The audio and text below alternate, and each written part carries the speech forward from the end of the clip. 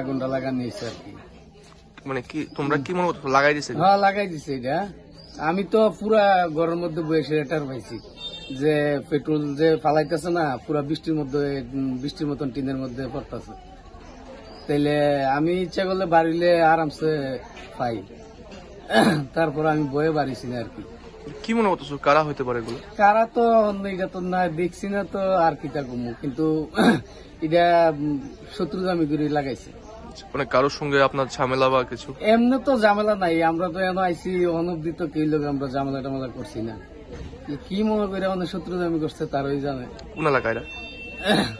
কোন গ্রাম এটা? এটা বাইশগড়ি। কি নাম আপনার? বিল্লাল মিয়া।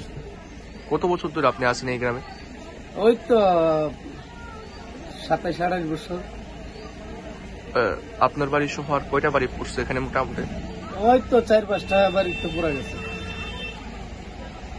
তো 4টা-5টা। মানে এটা তো ঘনবসতি এলাকা। ঘনবসতি।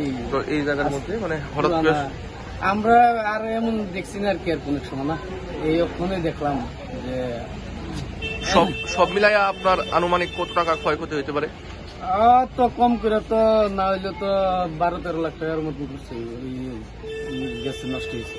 আরো বেশি তো কম জিনিসপত্র কিচ্ছুই তো বাড়ি কোনো গেছে না, কাগজপত্র তো বেরো যে সোনার জিনিস তো বেরো সবকিছু টাকা পয়সা সব।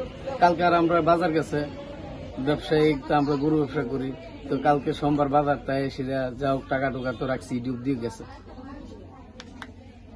মানে মনে করতেছেন শত্রুতা আমি এইটা না হইলে তো আর এইভাবে 10 মিনিটের ভিতরে আর কারেন্টও নাই, তাহলে কিভাবে লাগবো? আমরা তো সবাই ঘুমাই রয়েছি।